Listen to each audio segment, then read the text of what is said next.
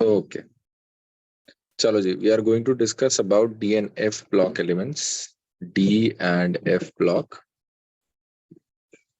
ठीक है, एक बार मैं डी में आपको बता देता, थोड़ा सा हम लोग ने वैसे याद किया था, जिनको नहीं याद है वो सुन ले। हम लोग ने एक निमोनिक्स याद किए थे, निमोनिक्स से हमने सारे डी ब्लॉक के जो मेजर एलिमेंट्स थे वो देखे थे। तो अगर आप पीरियोडिक टेबल देखोगे तो मोटा मोटा पीरियोडिक टेबल कुछ इस तरीके से होता है कि यहाँ पर आते हैं आपके एस ब्लॉक, एस के बाद आपका ये वाला वर्जन होता है डी का, और ये तुम्हारे पास होता है पी ब्लॉक का। ठीक है, ये एस ब्लॉक, ये डी ब्लॉक, ये पी ब्लॉक। ठीक, और तुम्हारे पास क्या होता है यहाँ पर बीच में थोड़ा सा सिक्स्थ और सेवेंथ पीरियड में आपके पास थर्ड जैसे ही खत्म होता है उसके बीच में, जैसे वो आपका हैरी पॉटर का स्टेशन 9 3/4 नहीं होता था, याद है? अब हैरी पॉटर मूवी में ऐसे दो दीवार के बीच में एक स्टेशन होता था, याद है? देखिए Yes, आपने। yes, sir. तो उसी की तरह तुम्हारे पास यहाँ पर भी क्या होता है, यहाँ पर एक एरिया होता है जो एफ ब्लॉक एलिमेंट्स होते हैं, बट क्योंकि अगर हमने एफ ब्लॉक एलिमेंट्स को यहाँ पे लिख दिया तो ये पूरा ऐसे नीचे से फैल जाएगा, इसका जो शेप है वो बिल्कुल बर्बाद हो जाएगा, तो हम ये नहीं लिखते। हमारा एफ ब्लॉक एलिमेंट्स के लिए पूरा अलग सा एक टेबल है। आज हम थोड़ा सा देखेंगे डी ब्लॉक एलिमेंट्स के बारे में। चलो जी, क्या ये बात समझ में है? पीरियोडिक टेबल में डी ब्लॉक एलिमेंट्स किधर आते हैं, डी ब्लॉक एलिमेंट्स इधर आते हैं, एफ ब्लॉक एलिमेंट्स इधर आते हैं। दोनों को अलग अलग स्टडी करेंगे, पहले डी ब्लॉक के बारे में पढ़ेंगे डिटेल में, फिर एफ ब्लॉक के बारे में जो कुछ भी है वो पढ़ेंगे। एफ ब्लॉक के बारे में बहुत ही कम है, रीजन कि इसमें मैक्सिमम तो रेडियो एक्टिव है, प्लस इनके अंदर का जो केमिस्ट्री है ना वो भी थोड़ा अजीब सा होता है। रीजन अभी आपको 2 मिनट बाद पता चलेगा। हम आज पढ़ेंगे डी और एफ। चलो आ जाओ, डी ब्लॉक के बारे में बात करना शुरू करते हैं। अगर आप देखोगे ना, ये जो डी ब्लॉक के एलिमेंट्स है ना, ये बड़े अजीब से शातिर से एलिमेंट्स हैं। कैसे? अगर आप एक तरफ से शुरू करो, स्कैंडियम से लेके ऐसे जिंक तक जाना शुरू करो, जिसको 3D सीरीज बोलते हैं। ठीक है, तुम्हारे पास टाइटेनियम से आपके पास ऐसे स्कूटर, यामाहा, लाओ, एसी, ऐसे करके तुम्हारे पास यहाँ पर याद होगा, स्कूटर, यामाहा, लाओ, एसी, तिजोरी, हाफ क्यू, ऐसे करके मैंने याद कराए थे सारे।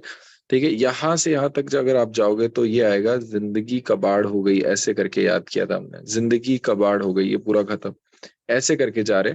ये 3D सीरीज है, ये 4D सीरीज है, और ये 5D सीरीज है। हमारे पास जो लास्ट वाली डी सीरीज होती है वो हम बहुत लास्ट में देखेंगे, जब इंपॉर्टेंट मेटल्स को देखेंगे। जब डी के बारे में पढ़ेंगे तो हम पहले इन 3D सीरीज को देखेंगे बहुत डिटेल में। क्या ये बात समझ में आ रही है? ठीक है, अब इन डी सीरीज में अगर बात किया जाए, स्कैंडियम से यहाँ तक, यहाँ से यहाँ तक, इससे इस तक जा रहे हैं, तो देखते क्या होने वाला है। इन सारे एलिमेंट्स के बारे में देखना कि इनमें सबसे खतरनाक चीज क्या है, क्या इसको बहुत अलग बनाता है बाकी सबसे। इन सबके आउटर मोस्ट में जो इलेक्ट्रॉनिक कॉन्फ़िगरेशन होगा वो ये होगा NS2, और सबका जो NS2 N-1 D में कुछ होंगे, कुछ एक्सेप्शनल केसेस होंगे जो कि हम आपको दिखाएंगे थोड़ी देर बाद। एक्सेप्शनल केसेस को अगर आप हटा दो, अगर एक्सेप्शनल केसेस को हटा दो तो जनरली जितने भी डी ब्लॉक एलिमेंट्स है उनके बाहर में जो वैलेंस इलेक्ट्रॉन्स है, वैलेंस इलेक्ट्रॉन देखना जी, मैं ऐसे बना रहा हूं, ये न्यूक्लियस है आपका, ये 1 2 3 4, अगर आपके पास 3D यहाँ पर है तो ये 4s है। 4s में जितने वैलेंस इलेक्ट्रॉन्स हैं, वैलेंस इलेक्ट्रॉन सब में सिमिलर है। ऊपर ऊपर से अगर आप देखोगे तो सारे के सारे एलिमेंट ना, ये जितने भी आपको डी ब्लॉक एलिमेंट है, सारे शाइनी, सारे के सारे लस्ट्रस, सारे के सारे मेटल मिलेंगे। क्यों? क्योंकि इनका ऊपर से इलेक्ट्रॉनिक कॉन्फ़िगरेशन देखा जाए तो लगभग लगभग सिमिलर है। देख के आप डी ब्लॉक एलिमेंट में ज्यादा नहीं बता सकते। डी ब्लॉक एलिमेंट्स ना इसीलिए थोड़े से अलग हो जाते हैं, इसीलिए इनका केमिस्ट्री थोड़ा सा मुश्किल हो जाता है। सबके पास तो सिमिलर सा आउटर मोस्ट इलेक्ट्रॉनिक कॉन्फ़िगरेशन है। आज तक सीखा ही यही था कि आउटर मोस्ट इलेक्ट्रॉनिक कॉन्फ़िगरेशन अगर अलग होगा तो हमारे पास एलिमेंट अलग होगा। क्या ये बात याद आया कि नहीं याद आया? हम लोग यही तो पढ़ते भाई, valence electron, valence electron, valence electron. इस बार वैलेंस इलेक्ट्रॉन ही तो धोखा दे रहे हैं।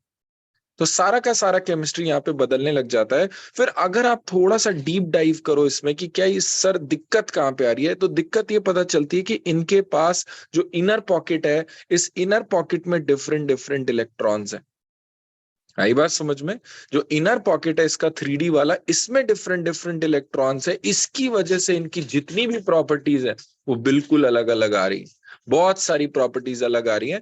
एंड इस वजह से एक छोटी सी लाइन जो एनसीईआरटी में लिखी है कि क्योंकि वैलेंस इलेक्ट्रॉन सबके बाहर सिमिलर होते हैं, तो ये वाले जो डी ब्लॉक एलिमेंट्स हैं वो ऐसे भी सिमिलैरिटी दिखाते हैं और ऐसे भी सिमिलैरिटी दिखाते हैं।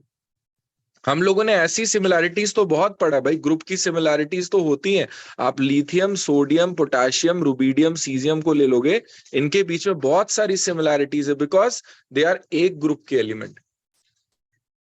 बट हम लोगों ने अभी तक ऐसी सिमिलैरिटीज नहीं पढ़ी हैं।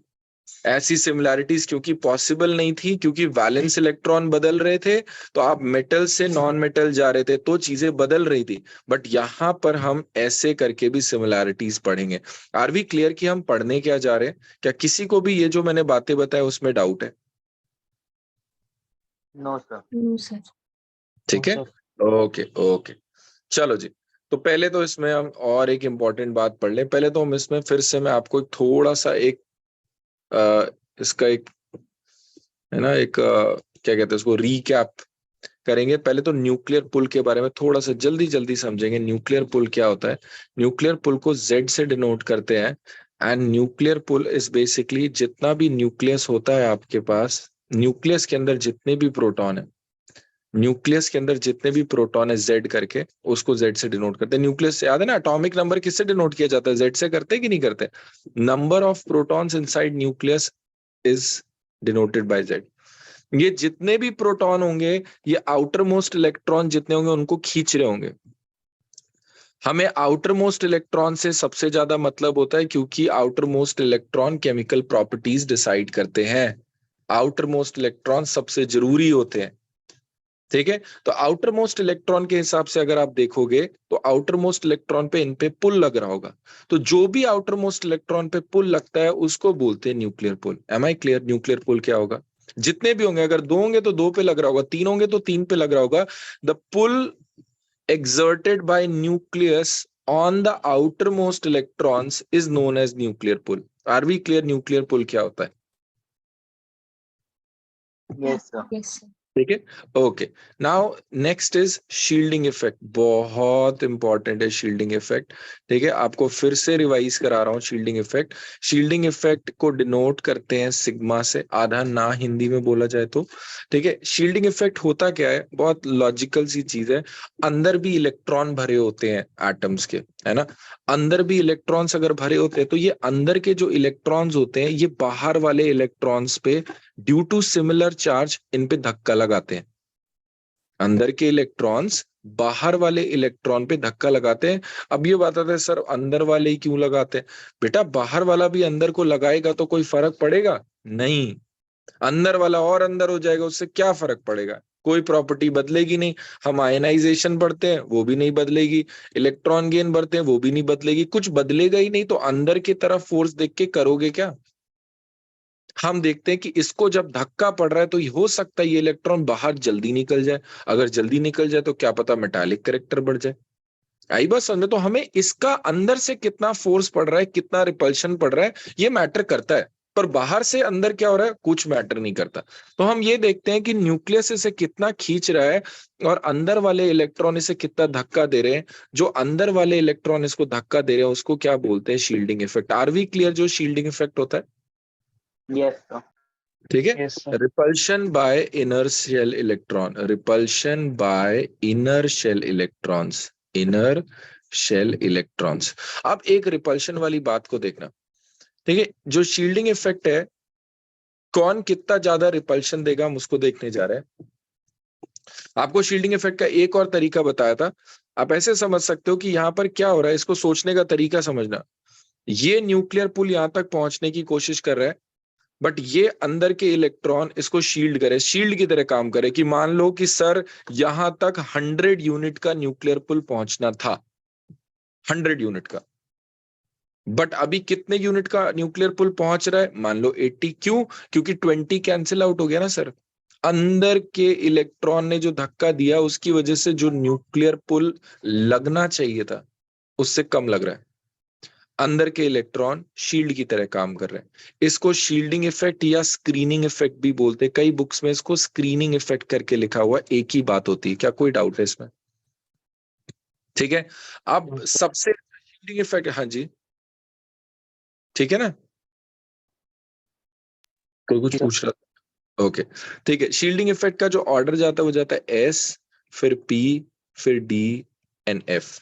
इस बात को समझेंगे, और इसीलिए मैं बता रहा हूं क्योंकि आपको दिख रहा होगा कि डी और एफ आना शुरू हो गए। S P D and F, आ जाओ, लेट्स इमेजिन समथिंग। ठीक है, लेट्स इमेजिन दिस वे। ऐसे इमेजिन करना बहुत आसान होगा। इमेजिन सारे लोग कि आपके पास जो न्यूक्लियस है that is a very very very very hot ball. क्या इमेजिन कर सकते हो? Very very very hot ball. ठीक है, अगर आप इस हॉट बॉल के ऊपर एक स्फीयर रख दो, स्फीयर ऐसे करके आपने एक स्फीयर रख दिया, ठीक है, अगर इस हॉट बॉल से हीट निकल रही तो ऐसे चारों तरफ हीट निकल रही होगी कि नहीं निकल रही होगी? ये जो हॉट बॉल से हीट निकल रही है जो कि बहुत इंटेंस होगी, अगर आपने इसको पूरा ऐसे कवर कर दिया है, इमेजिन एक छोटा सा टेबल टेनिस बॉल है जो कि बहुत हॉट है, और उसको आपने ऊपर से एक टेनिस बॉल से, ग्रीन कलर की जो टेनिस बॉल होती है उससे कवर कर दिया, और इसके बीच में टेबल टेनिस की बॉल है। तो ये क्या करेगी जो टेनिस बॉल है? This will stop some heat from coming out. Am I right? This will stop some heat from coming out. ये जो गर्मी है, ये गर्मी इससे थोड़ा रुकेगी। आई बात समझो? वैसे ही तुम्हारे पास क्या होता है, अगर ये न्यूक्लियस है तो न्यूक्लियस में सबसे ज्यादा न्यूक्लियर पुल को कौन रोक रहा होता है? एस रोक रहा होता है। दिखा आपको क्यों? Because of its shape. उसका शेप ही इस तरीके से कि उसने पूरा कवर कर लिया है। क्या सबको दिखा कि उसका शेप इस तरीके से है कि उसने पूरा कवर कर लिया है? सबसे ज्यादा रोक रहा है उसको, न्यूक्लियर पुल को, जो बाहर जा रहा है न्यूक्लियर पुल को, उसको सबसे ज्यादा रोकने वाला कौन है? एस है। उसके बाद कौन सा आएगा? उसके बाद आएगा पी। पी का जो शेप है वो कुछ इस तरीके से, बट पी भी इतना अच्छा नहीं है जितना एस है। पी में ये जो खाली जगह है ना, यहां से न्यूक्लियर पुल लीक आउट कर जाता है। ठीक है। जो डी है, डी तो भैया बहुत ही ज्यादा गंदा होता है, उसका नाम ही होता है डिफ्यूज्ड। डिफ्यूज्ड माने बिखरा हुआ, फैला हुआ। डी इतना बड़ा साइज होता है, उसमें जो छेद होते हैं और बड़े बड़े होते हैं। और अगर और बड़े बड़े छेद होंगे तो होगा क्या, कि आपका जो न्यूक्लियर पुल है वो और ज्यादा बाहर तक जाएगा। D and P and F. F तो वर्स्ट है। एफ तो बिल्कुल बर्बाद है। एफ तो न्यूक्लियर पुल को रोक ही नहीं पा रहा। अगर आपने ऐसा लगा लो कि इस हॉट बॉल के सामने एफ को रख दिया, तो हॉट बॉल से जितना भी गर्मी निकल रहा है वो पूरा एफ के बाहर तक जा रहा है। इट्स लाइक कि अगर आप एक गर्म बॉल के सामने सेलोफिन रख दो। सेलोफिन भी नहीं हो, जो और भी कुछ बेकार गंदा सा रख दो। क्या ये बात समझ में आ रही? मान लो ऐसे 2 रुपए वाला अखबार आता है, वो अखबार रख दो, ऐसा करके हो रहा है। क्या ये बात समझ में आ रही सबको? क्या, हाँ या ना? हम रोकने की बात करें तो न्यूक्लियर पुल को सबसे ज्यादा कौन रोकेगा? एस। फिर कौन रोकेगा? पी। फिर कौन रोकेगा? डी। और फिर कौन रोकेगा? एफ। हम इन दोनों को ही पुअर की कैटेगरी में डालते हैं। इन दोनों को ही पुअर की कैटेगरी में डालते हैं कि बहुत ही गंदा न्यूक्लियर पुल रोकते हैं ये लोग। न्यूक्लियर पुल रोक नहीं पाते बेसिकली ये लोग। क्या किसी को डाउट है न्यूक्लियर पुल वाली बात में? No sir. ठीक है, इसी बेसिस पे बहुत सारी प्रॉपर्टीज हैं जो हमें पढ़नी पड़ेंगी। न्यूक्लियर पुल सबको क्लियर है, शील्डिंग इफेक्ट बिल्कुल क्लियर है। अब हम चलते हैं कि व्हाट इज ट्रांजिशन मेटल्स। ठीक है, व्हाई इज ट्रांजिशन मेटल्स, और क्या नाम क्या होते हैं इनके? What are the condition to be transition metals? कोई बताएगा व्हाट इज ट्रांजिशन मेटल्स? किसी ने पढ़ रखा हो, कुछ बताना चाहता हो अपनी तरफ से? Sir, in why? which the electron do not choose the last orbital, but the inner orbital as the last orbital. क्या And बोलो? अच्छा, फिर से बोलो। sir, in which the electron do not fill the last shell, but the orbital which is present in the inner shell to the last shell. Okay, चलो जी, और कोई बताना Incompletely filled orbitals. चाहे? Okay, very good. ठीक है, और बताओ, अंदर कोई और कुछ The बताना ratio चाहता of हो? many oxidation states. ओके, कोई और भी बोलो, किसी और को बोलने दो। और कोई कुछ बताना चाहता हो, कुछ ऐड ऑन करना चाहे? चलो आज शुरू करते हैं। सिंपल सा रीजन है कि इनका नाम ट्रांजिशन क्यों है। Because they are between metal and non metal. ठीक है, between metal and non metal. आप देखो कैसे, मेटल एंड नॉन मेटल, आपका जो एस है वो प्राइमरीली मेटल्स है। एस ब्लॉक है, प्राइमरीली मेटल्स है। एंड जैसे ही आप एस से पी की तरफ जाते हो तो आप ट्रांजिशन कर रहे हो from metal to non metal. I hope पहली बात तो सबको समझ में आ गई होगी। ठीक है, Yes. पहली बात तो सबको समझ में आ गई। मेटल टू नॉन मेटल अगर आप ट्रांजिशन कर रहे हो तो ट्रांजिशन मेटल्स बोले जाते हैं, पहली चीज। सेकंड चीज क्या होता है, ट्रांजिशन मेटल का जो डेफिनेशन है वो डेफिनेशन ये है, should have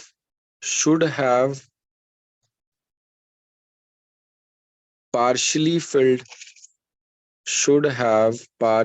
filled d subshell in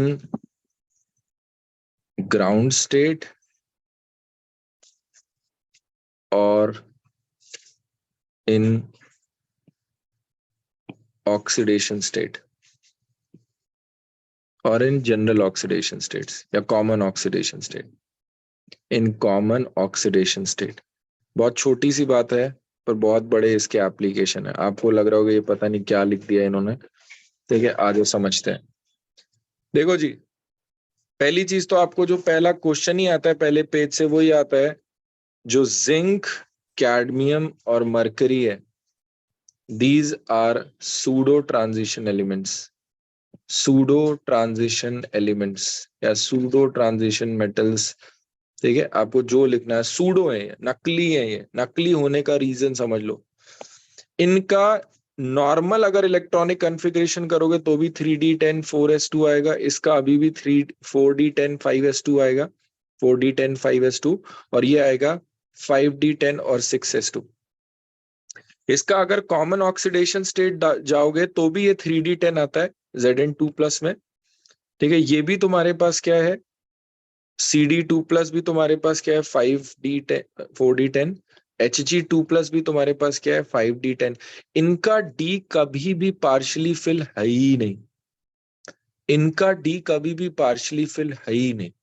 देखा आपको, चाहे नॉर्मल ऑक्सीडेशन स्टेट्स की बात कर लो तब भी डी इनका कंप्लीटली फिल्ड है, अगर आप नॉर्मली बात कर लो तो भी इनका डी कंप्लीटली फिल्ड है। हम सिर्फ उनको ही ट्रांजिशन मेटल कहते हैं जिनके डी सबशेल में आधे आधे इलेक्ट्रॉन हो, या तो नॉर्मली या तो कॉमन ऑक्सीडेशन स्टेट में। सर नॉर्मली वाली बात तो समझ में आ गई है क्या? नॉर्मली वाली बात तक सारे क्लियर है कि भाई बाकी सब में क्या हो रहा है? अगर आप स्कैंडियम से लेके scandium, titanium, vanadium, chromium, manganese, iron, cobalt, nickel, copper, इन सब में आओगे आप, इन सारे केसेस में आओगे तो यहां पर अगर आप देखो तो इसमें क्या होगा, इसमें D1 होगा, इसमें D2 होगा, इसमें D3 होगा, इसमें D5 होगा, इसमें D5 होगा, इसमें D6 होगा, D7 होगा, इसमें D8 होगा और इसमें D10 होगा। सर अगर मैं बोल दूं सिर्फ बेटा D10 है ना तो नहीं होता, तो गलत हो जाएगा। क्यों? क्योंकि कॉपर तो होता है। कॉपर का अगर इलेक्ट्रॉनिक कॉन्फ़िगरेशन तुम देखो, जो इसका मोस्ट कॉमन ऑक्सीडेशन स्टेट है वो कॉपर 2+ है कि नहीं है, और 2+ में ये क्या रहता है, D9। आई बात समझ में, चमक रहा है कि मैं क्या बता रहा हूं? ठीक है, अगर मैं सिर्फ इतना बोल दूं कि बेटा D10 वाले नोबल वो ट्रांजिशन एलिमेंट्स नहीं होते तो ये गलत हो गया। कॉपर तो D10 करता है ना, कॉपर तो है ट्रांजिशन एलिमेंट। हम बोलते हैं ऑक्सीडेशन स्टेट भी उसका D10 ही शो करना चाहिए। जैसे जिंक के साथ देख लो आप जिंक को देख लो, कैडमियम को देख लो, मरकरी को देख लो, इन सब के साथ जो है आपका D10 ही रहता है, चाहे आपका ऑक्सीडेशन स्टेट में क्यों ना। नेक्स्ट इसमें एक और चीज देखना, यहां पर अगर आप देखोगे इवन पैलेडियम के साथ होता है, निकल पैलेडियम, पैलेडियम का अगर आप इलेक्ट्रॉनिक कॉन्फ़िगरेशन देखोगे तो ये 4d10 आता है, 4d10, और 4d10 के हिसाब से तो सर ये भी नहीं होना चाहिए, बट ये भी होता है। क्यों? क्योंकि pd+2 में रहता है और pd+2 में 4d8 होता है। आई बात समझ में मैं क्या कह रहा हूं? आर वी क्लियर की क्या मतलब है? ठीक है, ऐसा जरूरी नहीं है कि D10 होना जरूरी है, कि अगर D10 होगा तो सूडो ट्रांजिशन एलिमेंट, ऐसा नहीं है। D10 उसका नॉर्मली भी होना चाहिए और उसके ऑक्सीडेशन स्टेट में भी D10 होना चाहिए। बात है कि तो सर इसमें ऐसा क्या है, क्यों पढ़ रहे हैं ये सूडो ट्रांजिशन के बारे में, इतना क्यों पीछे पड़े हो आप? तो रीजन पता है क्या? इसका रीजन ये कि ये ट्रांजिशन मेटल की बहुत सारी प्रॉपर्टी नहीं शो करते, इसलिए मैं आपको पहले ही बताना चाह रहा हूं कि जो आप सोच रहे हो कि सर जिंक के तो सारे ट्रांजिशन मेटल तो ऐसे होते हैं, ये क्यों नहीं कर रहे? क्योंकि ये है ही नहीं। आई बात समझ में? Are we clear what is pseudo transition elements? क्या zinc, cadmium, mercury pseudo transition है, ये याद रहेगा? Yes, sir. Yes, sir. Yes, sir. ठीक है, zinc, cadmium, mercury are pseudo transition elements. Okay, ठीक है, मूविंग ऑन। आ जाओ, इनके ना सबसे पहले हम साइजेस के बारे में बात करते हैं, फिर हम मेटालिक बॉन्डिंग के बारे में बात करेंगे। ठीक है, अगर आप साइज के बारे में चलो, लेट्स सी साइज का ऑर्डर क्या होता है। देखिए साइज,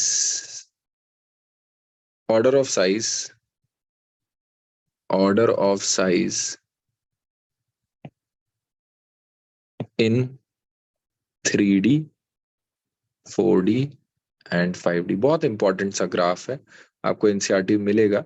आज मैं आपको दूंगा 2-3 पेजेस पढ़ने को, जो मैं पढ़ा रहा हूँ वही चीज आपको रीड करनी है वापस से। ठीक, आपको order of size in 3D, 4D and 5D में बात करने जा रहे हैं। आपका जो ग्राफ है वो कुछ इस तरीके से है। ठीक है, आपका जो ग्राफ है कुछ इस तरीके से है। यहाँ यहाँ पर आपके पास मैं Z मार्क कर रहा हूँ, यहाँ पर मैं आपके पास वो मार्क कर रहा हूँ साइज। तो जितना ज्यादा ऊपर होगा उतना बड़ा साइज होगा। ठीक है, ये साइज का ऑर्डर है, इधर Z का ऑर्डर है कि Z तुम्हारा यहाँ से यहाँ तक बढ़ रहा है। Let's start with the simplest, that is scandium, titanium, vanadium, chromium, manganese, फिर आपके पास iron, cobalt, nickel, copper and zinc. मैं ये दिखाना चाहता हूँ। I am moving from this to this, देखते हैं क्या होता है। आ जाओ सारे लोग देखना, ये न्यूक्लियस है। न्यूक्लियस के बाद first shell, second shell, third shell, fourth shell. Fourth shell में इन सब के बाहर क्या होगा, 4s2। सबके बार 4s2 होगा। यहाँ पर क्या होगा, बाकी में 3s भी भरा होगा सबका, 3d 3p भी भरा होगा। हम 3d में चेंजेस लाएंगे, जो भी लाएंगे सब कुछ 3d में चेंज आएगा। जो इनर शेल है उसमें 3d में ही बात होगी, तो मैं 3p और 3s हटा दे रहा हूँ। आर वी क्लियर, यहाँ पे 3s और 3p फिल्ड होंगे, तो मैं 3s 3p की बात नहीं कर रहा हूँ। I will be only talking about 3d। यहाँ पे 3d की बात कर रहा हूँ। क्या कोई डाउट है इसमें? ठीक, No, अब देखना 3D में अगर आप आओगे, 3D में स्कैंडियम के बारे में बात करें तो स्कैंडियम का एक इलेक्ट्रॉन, यहाँ पे जो एटॉमिक नंबर है वो 21 हो गया। आप 20 से 21 पे आ गए हो, 20 से 21 पे आ गए, आपने एक प्रोटॉन बढ़ाया, उसका पुल बढ़ गया होगा। ऐसे अगर उसका जो पुल है वो बढ़ गया होगा, हल्का सा तो बढ़ ही गया होगा। अब ये जो इसका पुल है, एक प्रोटॉन बढ़ाया, एक इलेक्ट्रॉन बढ़ाया, एक प्रोटॉन बढ़ाया, एक इलेक्ट्रॉन बढ़ाया, इसका पुल बढ़ गया है इस न्यूक्लियस का। अगर इस न्यूक्लियस का पुल बढ़ गया है, तो अब ना इस न्यूक्लियस से जो न्यूक्लियर पुल जा रहा है, ये एक प्रोटॉन की वजह से जो एक्स्ट्रा है उसको कोई रोक नहीं रहा है। ये इसको थोड़ा सा इसके ऊपर ना, ये जो एस है ना, इसके ऊपर आप ऐसे समझ लो, ऐसे गर्दन पे अगर हाथ है ना तो हल्का सा टाइट हो गया, बस हल्का सा टाइट हो गया। क्या ये बात समझ में आ रही है?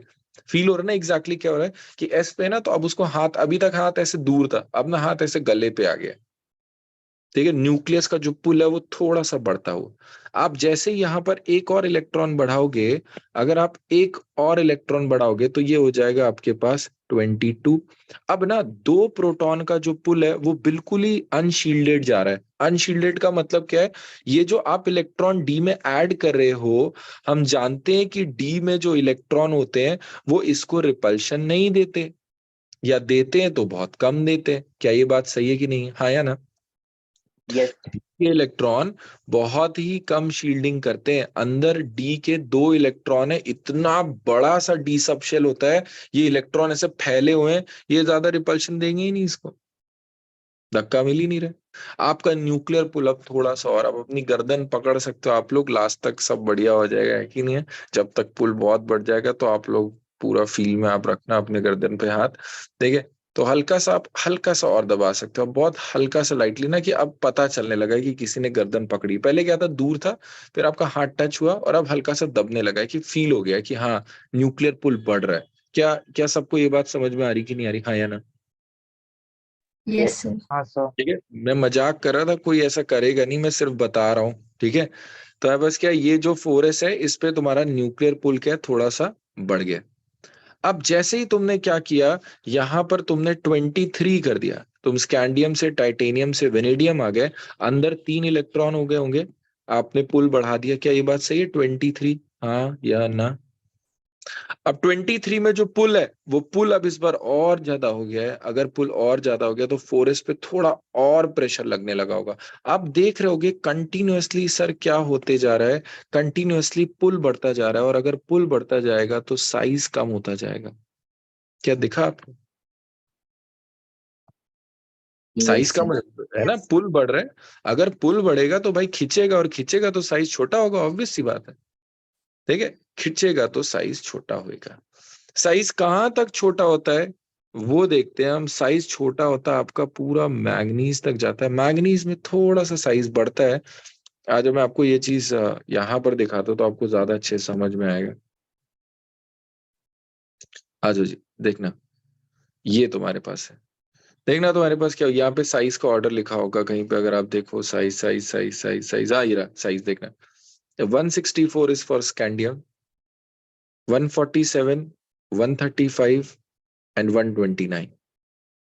Are we clear? क्रोमियम तक हम सारे आ चुके हैं। क्या क्रोमियम तक कोई भी डाउट है? क्या नो नो। क्रोमियम तक कोई भी डाउट है? क्रोमियम तक सबको दिख रहा होगा, एक लेजिट ट्रेंड है कि तुम्हारे पास यहाँ तक नीचे कर रहा है। आपको बहुत कम लोग बताएंगे, क्योंकि ऊपर ये भी नहीं कि ये मैंगनीज का साइज एकदम से बढ़ जाता है। क्यों? क्योंकि देखो अगर आप ऑर्डर में जाओ तो इस ऑर्डर में देखो नहीं लिखा हुआ है ये, देखा? ये साइज का ऑर्डर ग्राफ देखो, ग्राफ में गड़बड़ बना है कि नहीं? दिखा आपको ग्राफ में? यस ग्राफ में सर। ऐसे पीक होना चाहिए कि सर मैंगनीज तो बढ़ रहा है, बट ऑर्डर ऐसे देखो, सब लोग ऐसे जा रहे हैं, ऐसे ही चलता रहता है वो कि भैया मैंगनीज का ऐसे देखो, नीचे मैंगनीज ये बना हुआ, सॉरी। बट मैंगनीज तब भी देखो, आपने अभी सीखा कि मैंगनीज थोड़ा ज्यादा है, ये ऐसे होना चाहिए था, बट नहीं। आज वो समझते हैं ग्राफ गलत बना हुआ है, वैल्यूज सही है। मैं आपको रीजन बता देता हूँ ऐसा क्यों होता है। पहले यहाँ तक क्रोमियम तक आपको डाउट नहीं होना चाहिए, तभी आपको आगे समझ में आएगा। सर एक क्रोमियम का पूछना था। क्रोमियम का इतना कम क्यों हो गया 129? नहीं सर, वो पूछना था कि मतलब जैसे क्रोमियम में एक एक्सेप्शन आता है इलेक्ट्रॉनिक कॉन्फ़िगरेशन का, जी, तो उससे भी उसके साइज पर कुछ असर पड़ता है? नहीं उससे नहीं पड़ता। ठीक है, उससे इसलिए नहीं पड़ता क्योंकि एग्जैक्टली वो क्या होता है, इलेक्ट्रॉन ना जो है, आपने देखा जो 4s1 3d5 हम पढ़ते हैं ना, वो इलेक्ट्रॉन इसी के बीच में ही रहता है, ऐसा कुछ खास फर्क नहीं देता ये। ठीक है, मैंगनीज ओके के पास सर। आके देखो, क्योंकि आपको एक चीज बताता हूँ, जो जेड है न्यूक्लियर पुल भी तो बहुत मेजर बात है। भले उसका इलेक्ट्रॉनिक कन्फिग्रेशन में इलेक्ट्रॉन आगे पीछे हो गए हो, पर मेन चीज क्या है, साइज को खींचने वाली बात तो न्यूक्लियर पुल है ना, है कि नहीं? इलेक्ट्रॉनिक कॉन्फ़िगरेशन से मुझे क्या फर्क पड़ेगा? आया समझ में समीर? आपका डाउट क्लियर हो गया ओके सर। है ना? मेन क्लियर हुआ कि नहीं हुआ डाउट, कि मेन चीज क्या है, हाँ। जेड, है ना? हाँ तो सर, हो जेड गया। जैसे जैसे है ना, जेड तुम्हारा बढ़ते जा रहा है, जेड तुम्हारा बढ़ते जा रहा है, क्रोमियम तक आए, आपका जेड बढ़ता गया, साइज कम हो गया। अब एकदम से देखते हैं मैंगनीज में क्या हुआ, सारे लोग देखना। मैंगनीज के साथ क्या हुआ, मैंगनीज के साथ अब आपका जो अंदर वाला ये है, अब आपका जो ये वाला शेल है, क्रोमियम के साथ भी था। अगर आप सोचो तो क्रोमियम के साथ भी D5 था, मैंगनीज के साथ भी D5 है, बट क्रोमियम में जेड कम है। क्रोमियम में जेड कम है, इसका जेड थोड़ा ज्यादा है। ठीक है, मैंगनीज का न्यूक्लियर पुल थोड़ा और भी ज्यादा है। जैसे आप मैंगनीज में D5 बना, अब ये जो अंदर के इलेक्ट्रॉन है, ये बाहर वाले जो दो इलेक्ट्रॉन है उस पर रिपल्शन दे रहे हैं। D5 होने के बाद से थोड़ा थोड़ा रिपल्शन बढ़ना शुरू हो गया है। अगर आप इसे नॉर्मल जनरल समझो, कि अगर आपकी क्लास में ही आप बैठे हो और क्लास में सारे बच्चे एक एक बेंच पे एक ही एक बैठे हैं, ठीक है, पहले कोई भी नहीं बैठा था, पहले मतलब 4 बेंच में कोई एक बैठा था, 5 बेंच पे कोई एक बैठा था, क्लास आधी से ज्यादा खाली थी, कोई किसी को धक्का मुक्की नहीं करेगा। बट अगर एक एक करके भी सारे बेंच पे लोग बैठ गए ना, तो अब बताए लोग क्या कोशिश करेंगे कि उनका बेस्ट फ्रेंड ही उनके आसपास आए। ठीक है, अगर उनके बेस्ट फ्रेंड के अलावा कोई आएगा तो वो रिपल्शन ना, थोड़ा दूर जाओ यार, यहाँ नहीं, यहाँ नहीं, यहाँ कोई बैठा है, होता है कि नहीं होता है? क्या ये बात समझ में आ रही कि नहीं आ रही है? वैसे ही तुम्हारे पास क्या होगा, अब जब ये एक एक करके भर गया है ना, तो ये बाहर वाले जो इलेक्ट्रॉन्स है, अब इनको थोड़ा थोड़ा धक्का देना शुरू करे, थोड़ा थोड़ा धक्का देना शुरू करे। तो इन्होंने जैसे D5 बना, इन्होंने धक्का दिया, जैसे D5 बना धक्का दिया, हल्का सा साइज बढ़ा। और जैसे ही आप Fe पे जाओगे, Fe पे वापस से न्यूक्लियर पुल, क्या अपने न्यूक्लियर पुल बढ़ा दे, वो खींच लेगा वापस। क्या ये चीज समझ में आया?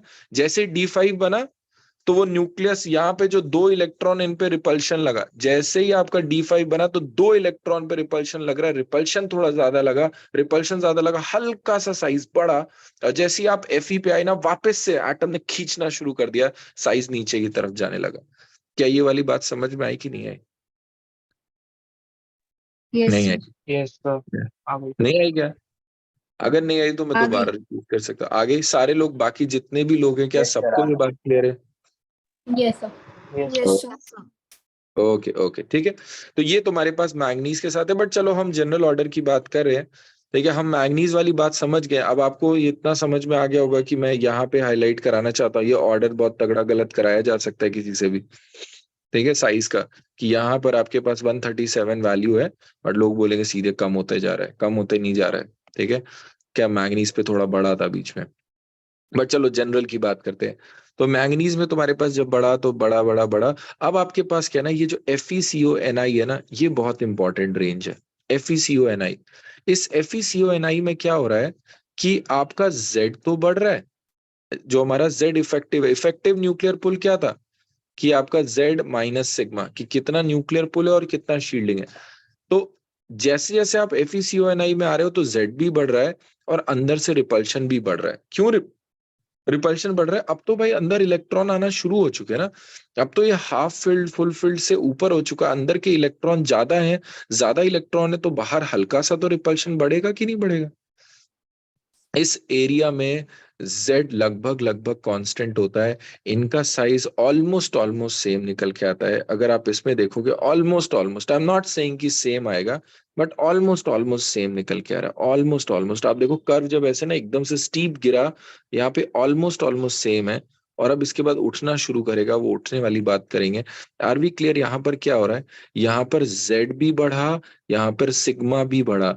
सिग्मा बढ़ने का रीजन क्या है कि अंदर सर इलेक्ट्रॉन अब बढ़ गए हैं, अंदर 7 7 8 8 इलेक्ट्रॉन है, जो बाहर के 2s के इलेक्ट्रॉन है उस पे धक्का अब लगाएंगे, धक्का लगाएंगे, तो अब तुम्हारा सिग्मा भी बढ़ेगा, और तुम्हारा Z तो बढ़ ही रहा है, क्योंकि प्रोटॉन बढ़ रहे हैं। क्या कोई डाउट है?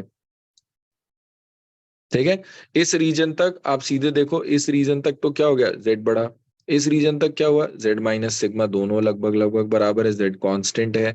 और इसके बाद बताए क्या हो रहा है, Z आपके पास कम हो रहा है। रीजन देखना क्यों हो रहा है ऐसा भैया। अब आपके पास जो लास्ट में कॉपर और जिंक है, दोनों, वो दोनों D10 है, दोनों में D10 है। आप खुद सोचो, एक छोटी सी बात बताना और सोचना, लॉजिक से सोचना, एक एक कंप्लीटली फिल्ड सब शेल पीछे और एक खाली सब शेल, दोनों में से कौन रिपल्शन ज्यादा कर रहा होगा? Completely filled. Completely filled. Obvious सी बात है, कंप्लीटली फिल्ड कर रहा होगा। मैं कहता हूं यहाँ पर 6 इलेक्ट्रॉन डाल दो आप, 6 क्या, मैं 4 5 6 जितने भी डाले, तो भी इन दोनों में रिपल्शन कौन ज्यादा कर रहा होगा? यही ज्यादा कर रहा होगा। यहाँ इलेक्ट्रॉन ज्यादा है, ऑब्वियस सी बात है, अंदर से रिपल्शन ज्यादा लग रहा होगा, बात खत्म हो गई। ठीक है, यहाँ पर रिपल्शन ज्यादा लग रहा है, तो देखो क्या हुआ, Z यहाँ तक बढ़ा, यहाँ तक Z इफेक्टिव कांस्टेंट है, Z कांस्टेंट हो गया इन तीनों में, और फिर क्या हो गया, Z कम होने लगा, बिकॉज शील्डिंग काफी ज्यादा हो रहा है। एंड दिस ट्रेंड कैरीज, ठीक है, this trend carries to the 4D series, and this trend also carries to the 5D series. तो ये जो कर्व है, आई होप ये जो कर्व आपको दिख रहा है, ये कर्व आपको बिल्कुल क्लियर हो गया होगा कि ऐसे कर्व क्यों आ रहे हैं साइज में। क्या हम कर्व में क्लियर है कि why is this curve here? Yes Yes. ठीक है, यस सर। सबको कर्व वाली बात समझ में आ गई। ओके, तो हमें साइज का ऑर्डर समझ में आ गया कि साइज का ऑर्डर ये होना चाहिए। ठीक है, इसमें एक छोटी सी बात, इंपॉर्टेंट सी बात अगर हम देखें ना, ठीक, इसमें छोटी इंपॉर्टेंट सी बात, ये तो हमने देख ही लिया था। ओके,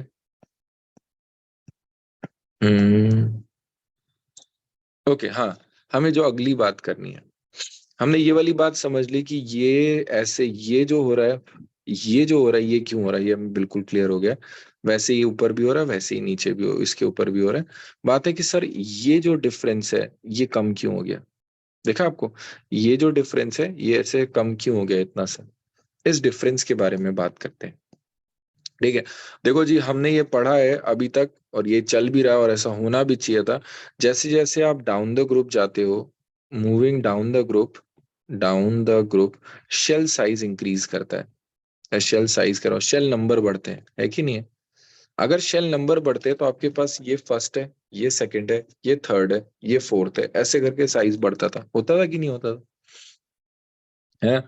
तो Yes, sir. आपके पास जब आप 3 से 4 गए, 3D से 4D गए, जैसे आपके पास ये रहा, ऐसे 3D से आप 4D गए, तो साइज बढ़ गया। बिल्कुल बढ़ना चाहिए था, नीचे जाते हो शैली पूरा एक एक्स्ट्रा लगा तो साइज तो बढ़ेगा ही, साइज बढ़ गया। प्रॉब्लम आ रही है कि 4D से जब आप 5D जा रहे हो तो ऐसा क्या हो गया भाई कि एकदम से साइज बढ़ा ही नहीं। अगर आपको एक आइडिया लेना है कि क्या होता है तो मैं आपको एक वो दिखाता हूँ। क्या हो गया, ये तो हट गया, हट गया क्या स्क्रीन? हाँ Yes. सर, हट गई है। अच्छा, Yes, ओके। sir. अभी तो आपको सुंदर सुंदर मैं दिख रहा हूँ बस, है ना, एक सेकंड बस।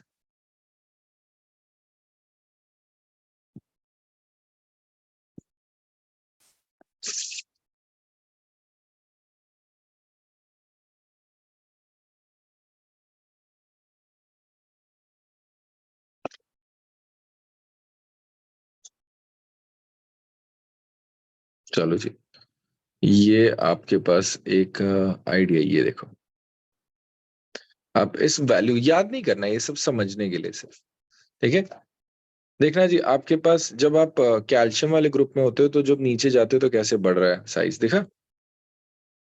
ये तो आयनिक साइज है लगभग लगभग, बट स्टिल आपको एक ऑर्डर समझ में आ रहा होगा, एक गुड इनफ कोवलेंट रेडियस, ये तो और अच्छा है, ठीक है। ये सबका कोवलेंट रेडियस, आप देखो कैसे डिफरेंस देख रहे हैं, आपको अच्छा खासा साइज बढ़ रहा है, देखो साइज बढ़ रहा है, साइज बढ़ रहा है। यहाँ देखना, आपने 1.44, 1.62 एंड 1.69, नीचे वाले केसेस में आप किधर भी देख रहे हो, नीचे वाले केसेस में साइज ज्यादा बढ़ी है और यहाँ से शुरू होता है, देखो असली वाला गेम तो यहाँ से शुरू होता है। आप देखना डिफरेंस, देखना ये तो कम हो गया, बराबर, लगभग बराबर। इसका साइज हमें पता नहीं है, ठीक है, थोड़ा ही बड़ा है, बहुत थोड़ा बड़ा है, बहुत थोड़ा बड़ा है, बराबर, थोड़ा थोड़ा बड़ा है। आप साइज देख रहे हो मैं क्या बता रहा हूँ? बाकी देखो इसमें बढ़ गया, बढ़ गया, बढ़ गया, बढ़ गया, बढ़ गया, बढ़ गया, बढ़ गया, बढ़ गया, बढ़ गया। यहाँ पे तो साइज बढ़ रहा है बट यहाँ पे कई बार साइज क्या है, छोटा, इसमें तो छोटा हो जा रहा है। ये वाला तो आप याद रखना चाहो तो याद रख सकते हो, ठीक है। इसी में इकलौता क्या है, टाइटेनियम, जिरकोनियम और हॉफनियम है, इसको हॉफनियम कहते हैं। ठीक है, हॉफनियम में तो ऐसे कम हो गया साइज, बाकी किसी में ऐसा कम नहीं हो रहा है, लगभग लगभग बराबर या थोड़ा सा बड़ा ही है, इसमें तो साइज ही कम हो गया। क्या समझ में आ रहा है कि नहीं आ रहा है? ठीक है, तो हम ये पढ़ने जा रहे हैं, हम ये समझने जा रहे हैं सर ऐसा हो रहा होगा तो क्यों हो रहा है। क्या क्यों वाली बात समझ में है? क्या दिखा आपको वैल्यूज कौन सी मैं बता रहा हूँ? ये एनसीईआरटी में नहीं लिखी है, मैं आपको दिखा रहा हूँ कि एग्जैक्टली हम पढ़ने क्या जा रहे हैं। क्या कोई डाउट है इसमें? No, ठीक sir. है, नो ठीक है, सर। आपका No, sir. साइज बढ़ नहीं रहा है, साइज बढ़ नहीं रहा है, क्यों नहीं बढ़ रहा साइज? ठीक है, आ जाओ जी समझते हैं। जब आपने 3D सीरीज की बात की होगी तो 3D सीरीज में तो आपका 3D बढ़ रहा है, भर रहा है। जब आप 4D सीरीज की बात करो तो 4D में तो गंदे से 3D पहले भरे होंगे ना, कि नहीं भरे होंगे? 3D भर चुके होंगे। 3D का शील्डिंग कैसा होता है, पुअर होता है कि नहीं होता है? पुअर शील्डिंग हो रहा हो, मैं आपको पूरा लिख के बता देता हूँ। चलो, यहाँ पर क्या है कि आपके पास, यहाँ से शुरू करते हैं, आर्गन 18 से शुरू कर रहा हूँ। आपके पास 4s2, 3D10 and 4p6, 5s2, और आपके पास आ रहा होगा 4D10, ऐसे 4D चल रहा होगा, ऐसे भर रहा होगा। क्या ये बात सही है? यहाँ पर आप देखो किसका किसका पुअर शील्डिंग होगा, इसका 10 का पुअर शील्डिंग और इसका पुअर शील्डिंग, क्या दिख रहा है? दोनों का पुअर शील्डिंग आ रहा होगा, है कि नहीं है? यहाँ पर Yes, पुअर sir. शील्डिंग आ रहा होगा।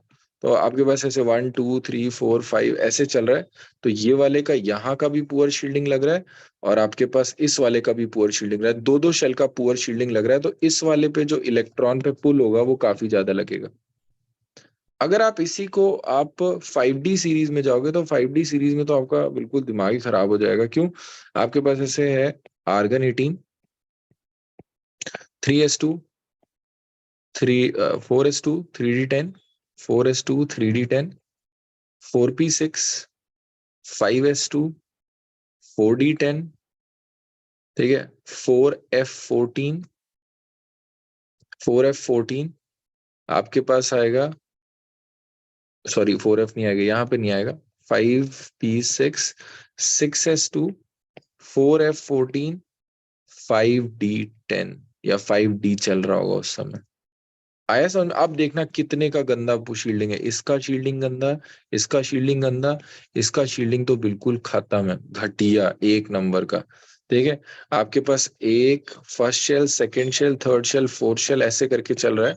अगर आप देखो तो फोर्थ शेल में तो अब क्या हो रहा है, फोर्थ शेल तो बिल्कुल ही बर्बाद हो गया। आप मान के चलो 14-14 प्रोटॉन बढ़ रहे हैं यहाँ पर, 14-14 प्रोटॉन बढ़ रहे हैं, और उन 14 प्रोटॉन का जो पुल है उसको रोकने वाला कोई है ही नहीं, कोई है ही नहीं। आप ऐसे मानो कोई है ही नहीं, कोई रोक ही नहीं रहा है। इस 14 प्रोटॉन को किस सब ने खुला छोड़ दिया है। भाई बहुत होता है 14 प्रोटॉन का पुल। अब ये 14 प्रोटॉन का पुल इतना ज्यादा है, एक सेकंड बच्चे, एक सेकंड, इस 14 प्रोटॉन का पुल इतना ज्यादा है, इस 14 प्रोटॉन के पुल की वजह से साइज इतना नहीं बढ़ रहा है। क्या ये बात समझ में आया? एक सेकंड, आप इसको थोड़ा एब्जॉर्ब करो, मैं बता।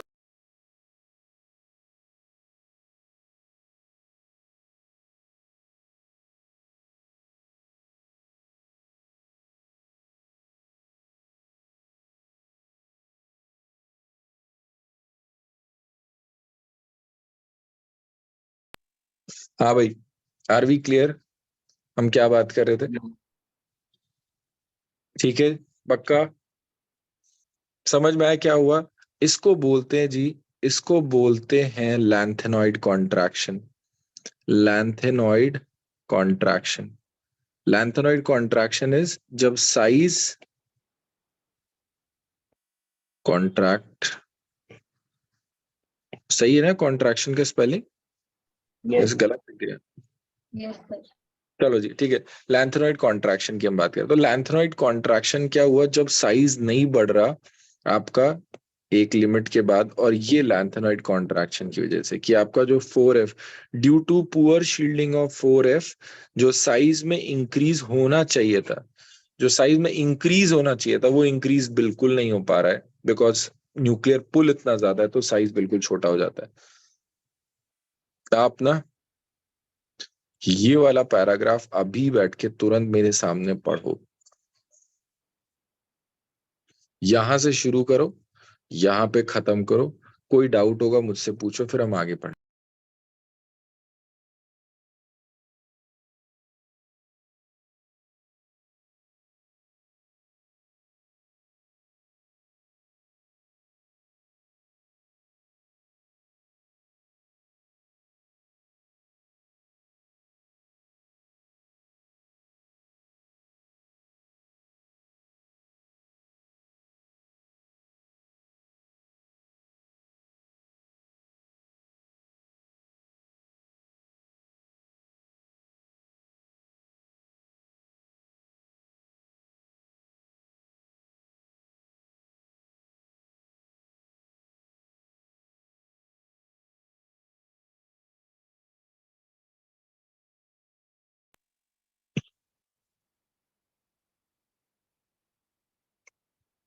हाँ जी, कोई डाउट यहाँ तक आ रहा है ना सबको समझ में?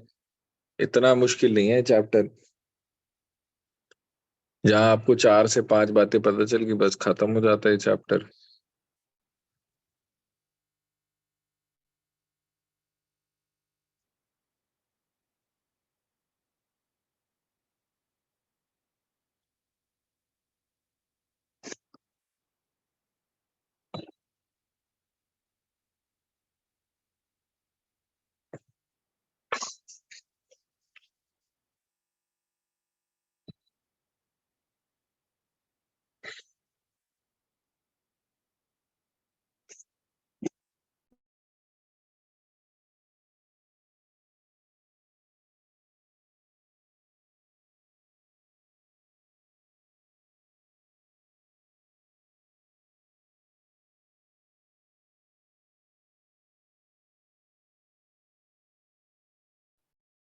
तो 4F का डिक्रीज शील्डिंग होता है, बट फिर भी वो स्पेस तो थोड़ा लेगा ना बेटा अपना खुद का, तो उससे साइज इंक्रीज नहीं होगा।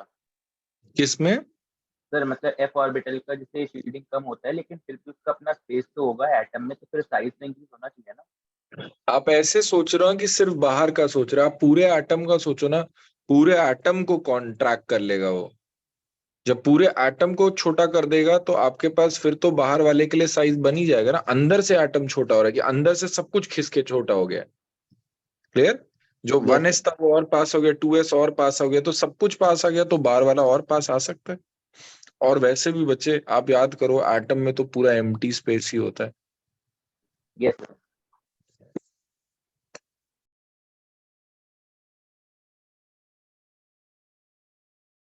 Done, sir. आ गया? पूरा समझ में आ गया यहाँ तक क्या लिखा हुआ है? Yes sir. Yes, sir. ठीक है, एक दो लोग और भी हाँ बोल दे, फिर शुरू करते हैं आगे। Yes, sir. ठीक है लोना, Satakshi, Anika. Yes sir. Okay, चले आगे। सताक्षी किधर है? सताक्षी क्लियर है? Yes, sir. Yes, sir. Okay okay, चलो जी शुरू कर रहे हैं। तो आई एम डन की लाइक ठीक है, लैंथेनाइट कॉन्ट्रैक्शन क्या होता है, वी आर डन। ठीक है, इसमें अगर आपको डेफिनेशन लिखनी हो तो ये है the decrease in size, the decrease in size due to poor shielding of 4f electrons. ठीक है, ये आपका लैंथेनाइट कॉन्ट्रैक्शन है। आफ्टर लैंथेनम आना शुरू होता है, हाफनियम में सबसे ज्यादा प्रोमिनेंट होगा। अब देखो आपको दिखेगा, देखना जी, यहां पर आपका एफ ब्लॉक एलिमेंट खत्म हुआ है। जैसे ही एफ खत्म हुआ, सबसे पहले वाले के साथ ये इफेक्ट बहुत तगड़ा है। इसीलिए जैसे ही आपका याद है तो इसका तो साइज छोटा ही हो जाता है, इतना ज्यादा फर्क पड़ता है, इसका साइज ही छोटा हो गया। ठीक है, याद रखना जिरकोनियम और हॉफनियम में अच्छा क्वेश्चन बनेगा अगर बनेगा तो, वरना हम आगे चलते हैं। नेक्स्ट जो हमारा कॉन्सेप्ट है जो हम आज पढ़ेंगे, that is going to be metallic bonding. ठीक, मेटालिक बॉन्डिंग में आपको पहले भी पढ़ा चुका हूं, मैं फिर आपको थोड़ा सा बताने जा रहा हूँ मेटालिक बॉन्डिंग क्या होता है। ठीक है, मेटालिक बॉन्डिंग सारे लोग बहुत ध्यान से सुनना है। आपके पास क्या होता है, लेट्स से आपके पास एक लिथियम है, दूसरा लिथियम आया, इसने अपना इलेक्ट्रॉन दिया, इसने अपना इलेक्ट्रॉन दिया, तो ये दोनों लिथियम ऐसे मिल जाएंगे। लिथियम का जो न्यूक्लियस है, दोनों लिथियम का न्यूक्लियस आप ऐसे समझ लो कि ये कंबाइन हो जाएगा, कंबाइन इस तरीके से, ऐसे टॉफी की तरह, पीनट होता है पीनट, तो ऐसे पीनट की तरह ये दोनों न्यूक्लियस थोड़ा बढ़ गया, और जो दोनों वैलेंस इलेक्ट्रॉन थे इसके वो बाहर आ गए। ठीक है, अगर आपने 3 लिथियम लिया तो ये 3 लिथियम कुछ इस तरीके से हो जाएंगे वापस से, ऐसे ये एक जेली टाइप मटेरियल में ऐसे अंदर आ गया, अंदर के इलेक्ट्रॉन और इसके जो वैलेंस इलेक्ट्रॉन है वो बाहर हो जाएंगे।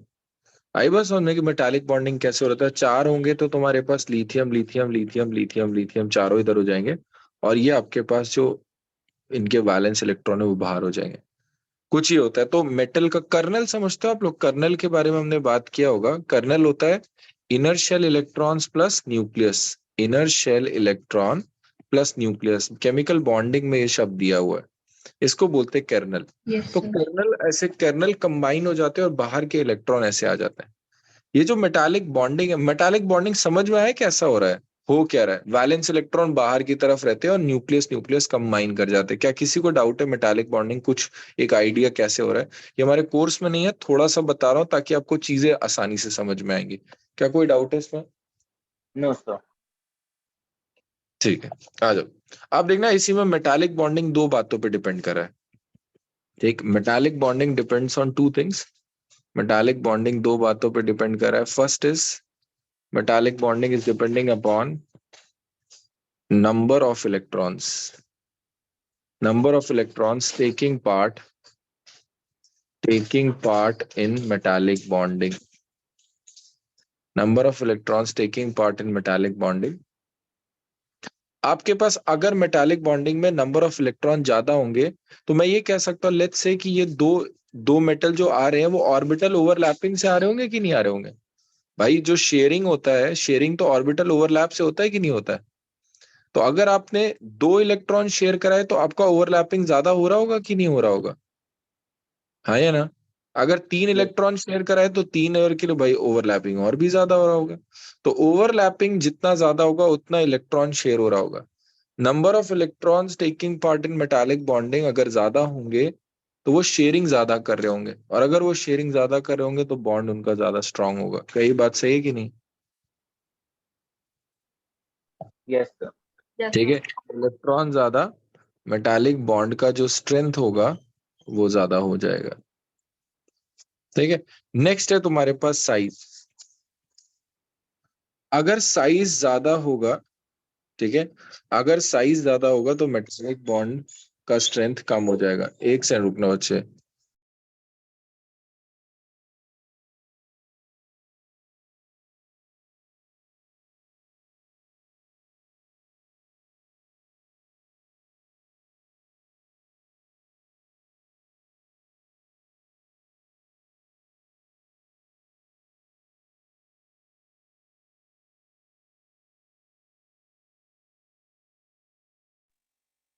चलो जी, आ जाओ। जो साइज है, साइज अगर ज्यादा होगा तो मेटालिक बॉन्ड का जो स्ट्रेंथ होगा वो कम होगा। क्या कोई डाउट है इसमें? No, sir. साइज अगर ज्यादा होगा तो मेटालिक बॉन्ड का स्ट्रेंथ है वो कम हो जाएगा। ठीक, इसमें एक और चीज है जो बुक्स में लिखा नहीं होता बट मेरे हिसाब से होना चाहिए, और आपको दिखेगा भी आगे क्यों। न्यूक्लियर पुल पे भी डिपेंड करता है थोड़ा सा। अगर न्यूक्लियर पुल ज्यादा है तो आपका मेटालिक बॉन्डिंग अच्छा होगा। ठीक है, थोड़ा थोड़ा डिपेंड करता है, नीचे जाते जाते कहीं ना कहीं डिपेंड करता है, बहुत सारी बातें और भी होती हैं। तो चलो इसको न्यूक्लियर पुल ना करके आप ना इसे ऐसे रखना। चलो इसको पॉइंट पढ़ाता ही हूं मैं आपको। अगर जनरलाइज याद रखना है तो आप 2 बातें ये ध्यान रख सकते हो, फिर इसमें एक एक्सेप्शनल थोड़ा एक्स्ट्रा सा एक केस है, वो मैं आपको पढ़ा के दिखा दूंगा क्या होता है। पहले ये बात समझ में, जनरली अगर मेटालिक बॉन्डिंग की बात करें तो अगर इलेक्ट्रॉन ज्यादा होंगे तो मेटालिक बॉन्डिंग ज्यादा होगा, और अगर साइज ज्यादा बड़ा होगा तो मेटालिक बॉन्डिंग का स्ट्रेंथ कम होगा। रीजन कि साइज अगर बड़ा होता है तो वैसे ही तुम्हारे पास बॉन्ड स्ट्रेंथ कम हो जाता है कि नहीं, क्योंकि एटम दूर हो जाते हैं ना। अगर साइज बड़ा होगा तो एटम दूर दूर हो जाएंगे, और एटम दूर दूर हो जाएंगे तो अट्रैक्शन कम ही होगा। क्या किसी को इसमें डाउट है मेटालिक बॉन्डिंग की ये 2 बातों में? No, sir. ठीक है, ओके। इसके बाद चलते हैं भाई, यहां पर जो हम देखने जा रहे हैं वो हम देखने जा रहे हैं हीट ऑफ एटोमाइजेशन। ठीक है, मेल्टिंग पॉइंट वैसे पहले देखने जा रहे हैं, फिर हीट ऑफ एटोमाइजेशन पढ़ाऊंगा आप। ठीक है, पहले मेल्टिंग पॉइंट को देख लेते हैं।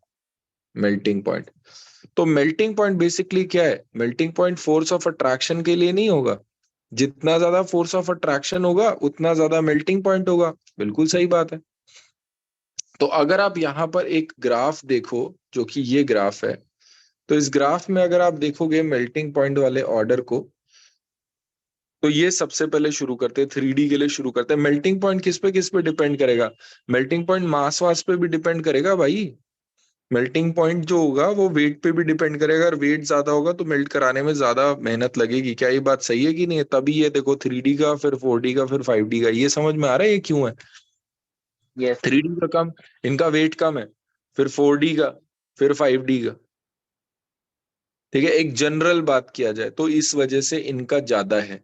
ठीक है, अब आगे बात है सर क्रोमियम तक क्या हो रहा है? क्रोमियम तक बढ़ रहा है फिर गिर गया, क्यों? आ जाओ देखे। क्रोमियम तक बढ़ने का सिंपल सा रीजन है बच्चे, कि क्रोमियम तक अगर आप जाओगे तो क्रोमियम पे मैक्सिमम अनपेयर्ड इलेक्ट्रॉन्स होते हैं। ये 6 के 6 अनपेयर्ड इलेक्ट्रॉन मेटालिक बॉन्डिंग में पार्टिसिपेट करते हैं। ठीक है, आपके पास क्या हुआ? टाइटेनियम में आपके पास मेटालिक बॉन्ड में कितने? 4s2 3d2। यहाँ पे 4 इलेक्ट्रॉन पार्टिसिपेट कर रहे हैं। क्या सर डी के भी करते हैं? यस, हमारे जितने डी ब्लॉक एलिमेंट है उसमें डी वाले इलेक्ट्रॉन भी मेटालिक बॉन्डिंग में पार्टिसिपेट करते हैं। ठीक है, सारे करते हैं? नहीं, सारे नहीं कर सकते, कुछ कुछ करते हैं, कुछ कुछ नहीं करते, वो देखना पड़ता है। ठीक है, यहाँ पर 4 कर सकते हैं। ठीक है, टाइटेनियम के बाद वेनेडियम में आओगे तो 4s2 3d3 5 करते हैं। क्रोमियम में आप आओगे तो क्रोमियम के पास क्या होगा? 4s1 3d5। यहाँ पे इलेक्ट्रॉन 6 अनपेड इलेक्ट्रॉन पार्टिसिपेट करते हैं। सेम गोज विद कि आपके पास इससे ऊपर भी यही हो रहा है, इससे ऊपर भी है। सबसे ज्यादा जो इलेक्ट्रॉन्स है वो इन्हीं के हैं। क्या ये बात समझ में आ रही कि नहीं आ रही? यहां तक आपका मेटालिक बॉन्डिंग बढ़ रहा है। मेटालिक बॉन्डिंग बढ़ने की वजह से आप दिख रहा होगा टंगस्टन, मोलिब्डेनम। टंगस्टन तो one of the most highest melting point वाले थे, याद है कि नहीं याद है? कितना ज्यादा होता था। इसका डेंसिटी भी बहुत ज्यादा होता है बच्चे। डेंसिटी समझते हो? छोटे से एरिया में बहुत सारी चीज भरी होगी, इसका डेंसिटी इतना ज्यादा होता है, इतना भारी है ये। ठीक है, अगर एक आइडिया देना हो तो ये जो हैवी एलिमेंट्स है ना लास्ट वाले, इनका एक फुटबॉल जितना size would way you 320 kilo. आप समझ रहे हो कि कितना भारी? क्या डेंसिटी आप फील कर सकते हो? एक फुटबॉल जितना पार्ट इसका 320 किलो का होगा। इतना हाई डेंसिटी है इन मेटल्स का। पैकिंग इतना तगड़ा है। क्यों? न्यूक्लियर पुल आप फील करना, न्यूक्लियर पुल इतना ज्यादा है, इससे चीजें पास पास पास पास पास रहती हैं। प्लस इसके अंदर देखो, पहले इनका डेंसिटी बताए ऐसे बढ़ता रहता है। आप डेंसिटी का ऑर्डर भी समझना साथ ही साथ। ये वाली बात समझ में आ रही है ना मैं कह क्या रहा हूँ? ये वाली बात समझ में आ रही है सबको कि मैं कह क्या रहा हूँ? Yes, sir. Yes, sir. ठीक है। Yes, sir. तो तुम्हारे पास जो टंगस्टन वाला केस है, टंगस्टन में आके इन सब के साथ अगर आप लेफ्ट टू राइट जाओगे डी ब्लॉक एलिमेंट्स में, लेफ्ट टू राइट, तो लेफ्ट टू राइट अगर आप जाओ तो स्कैंडियम, टाइटेनियम, वेनेडियम, क्रोमियम ऐसे करते हुए जिंक तक जाओगे, तो इनके अंदर साइज बाहर से सेम है और साइज तो छोटा ही होता जा रहा है, छोटा होता जा रहा है। अंदर आप इलेक्ट्रॉन भरते जा रहे हो। छोटी सी जगह है और अंदर इलेक्ट्रॉन भर रहे हो, तो इनका डेंसिटी बढ़ेगा कि नहीं बढ़ेगा? इसीलिए स्कैंडियम का लीस्ट डेंसिटी होता है और जिंक का मैक्सिमम डेंसिटी होता है। अगर आप देखो डेंसिटी का ऑर्डर शायद यही है, देखना डेंसिटी का ऑर्डर यहाँ पे दिया होगा। डेंसिटी देखो, जिंक के अलावा, जिंक तो सूडो ट्रांजिशन में आएगा। ठीक है, इसमें देखो ये वाले का लीस्ट डेंसिटी है और यहाँ पे अगर आप लास्ट तक जाओगे तो हाईएस्ट डेंसिटी है। देखा? क्या डेंसिटी वाली चीज दिखी कि नहीं दिखी? जिंक को तो हम मानेंगे नहीं, जिंक के साथ ऐसा नहीं है, उसमें तो कंप्लीट फील्ड होगा। क्या ये वाली चीज समझ में आई कि देखो इसका लीस्ट है और इसका हाईएस्ट है, हाँ या ना? क्या ये बात समझ में आई? Density order Yes. दिख रहा है? Yes, sir. डेंसिटी ये रहा। तो डेंसिटी में क्या, अंदर के पास इलेक्ट्रॉन ऐसे बढ़ते रहते हैं, बढ़ते रहते हैं। ओके, आ जाओ मेटालिक बॉन्डिंग की बात कर रहे थे हम कि क्रोमियम तक मेटालिक बॉन्डिंग बढ़ रहा है। एकदम से मैंगनीज के साथ क्या हो गया? मैंगनीज के साथ आपका ये 4s2 3d5 हो गया। इसका Z भी बढ़ गया, इसका Z भी बढ़ गया। ठीक है, और इसका D5 भी हो गया। अब ये जो इलेक्ट्रॉन बाहर जा रहे थे, इलेक्ट्रॉन को बाहर जाना पड़ेगा अगर उसको मेटालिक बॉन्डिंग करनी है तो। ठीक है, इसको ये, अरे अगर आप लोगों ने सॉलिड स्टेट पढ़ा है तो आप लोगों ने बैंड गैप पढ़ा होगा, याद है? आप लोगों ने बैंड गैप पढ़ा है? Conduction band, valence band, Yes, sir. Yes, है sir. ना? ठीक है, तो ये बैंड गैप के लिए वही चीज बोल रहा हूँ। बैंड गैप इसमें भी होता है कि अगर आपका इलेक्ट्रॉन बाहर गया तभी वो मेटालिक बॉन्डिंग में पार्टिसिपेट करेगा। ठीक है, बैंड गैप को क्रॉस करना पड़ेगा। जिसको नहीं पता वो पूछ सकता है। बैंड गैप वाली बात क्लियर है ना कि आपका एक जंप है कि अगर इलेक्ट्रॉन यहाँ चला गया तभी वो मेटालिक बॉन्डिंग में पार्टिसिपेट करेगा। इस एरिया को जंप करके जाना पड़ेगा उसे। ठीक है, तो अब क्या होता है, जैसे ही मैंगनीज आता है, मैंगनीज आने में वो जंप नहीं हो पाता है। मैंगनीज में अगर कोई पूछे कि कितने इलेक्ट्रॉन बॉन्डिंग में पार्टिसिपेट करते हैं तो 2। आपको दिख रहा होगा मेटालिक बॉन्डिंग एकदम से धड़ाम से गिर गई, धड़ाम से गिर गई। वो हमको इसके ग्राफ में भी दिखती है।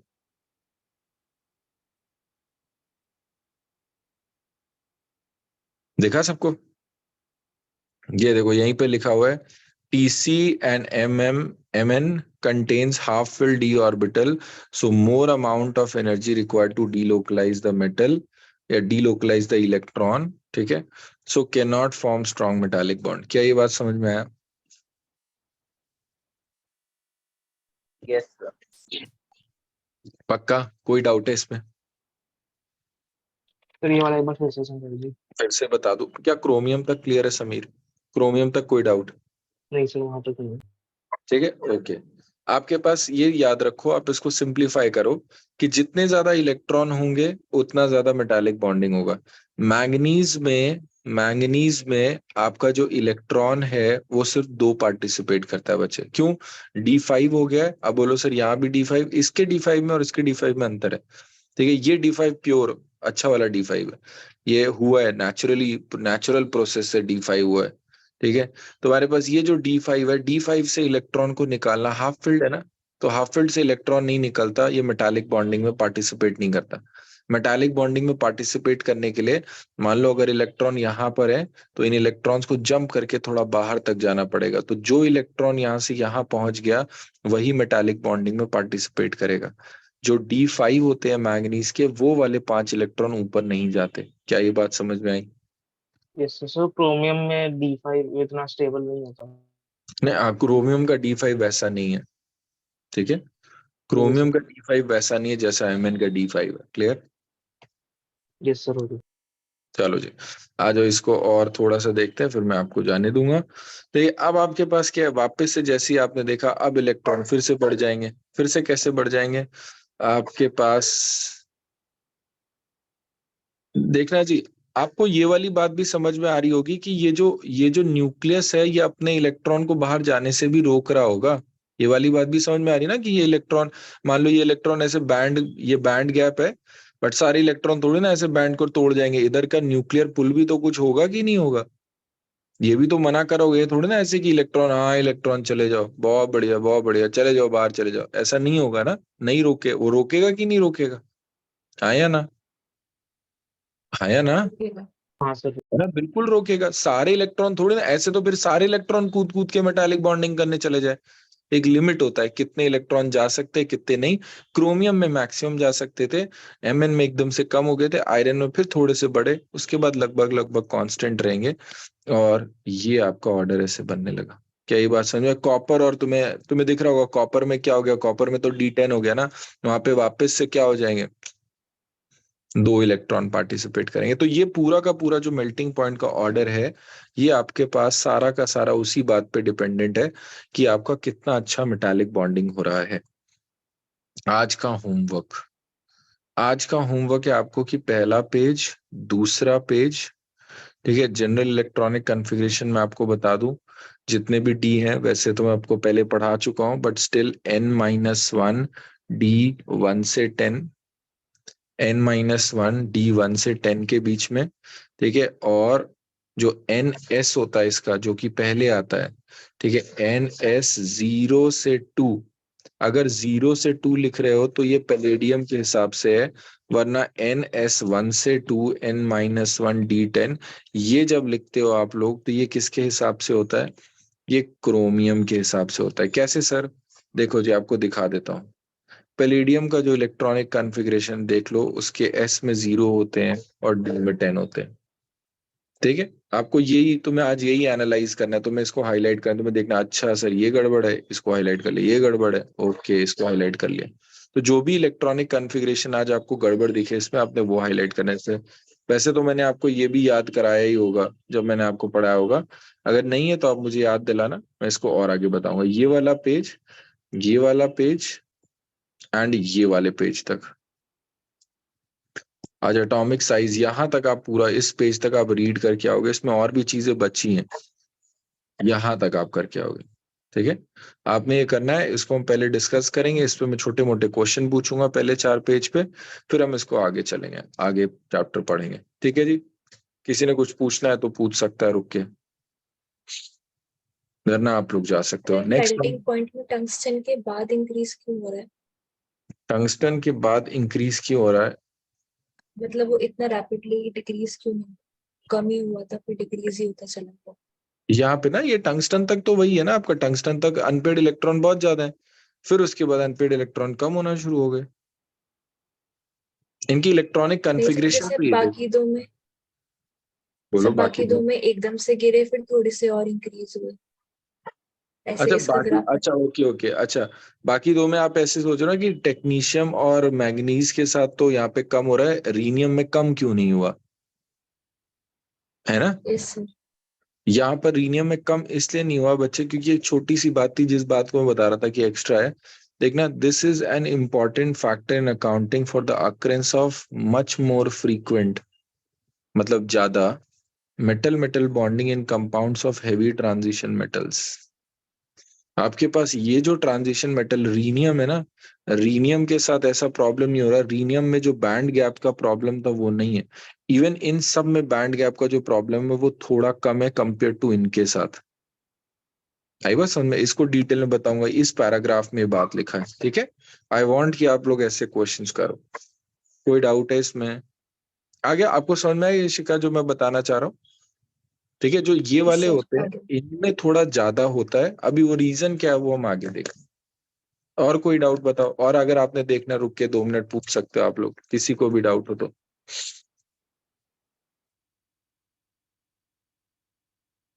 ठीक है, चलो जी, अनिका के अलावा बाकी सारे लोग जा सकते हैं फिर। Thank you sir. Sir NCERT भेज दें। ये वाली अभी भेज देता हूँ, अपलोड कर देता हूँ। Yes sir. और सर वो क्वेश्चंस जो लास्ट क्लास में गए थे। 1 मिनट, मैंने पी ब्लॉक के क्वेश्चन Okay. भेजे कि नहीं भेजे? नहीं सर। ठीक है, मैं आज ही अपलोड कर दूंगा, ये दोनों चीज अभी अपलोड करता हूँ। Thank you sir. सर और ओके जी। नोट्स और भेज देना आज के। ये जो मैंने इधर साइड में लिखा है, हाँ जी, हाँ जी। ठीक है।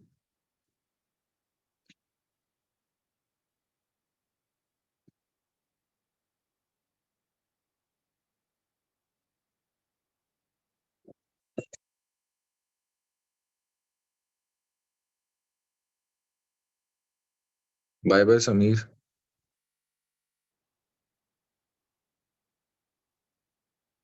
ओके, अब बच्चे आप अपना वो ऑन कर सकते हो।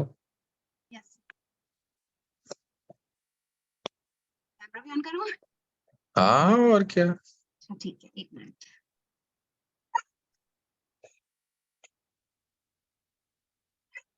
Good evening. Good evening, good evening. एक सेकेंड रुको, मैंने शायद अपने पे स्पॉटलाइट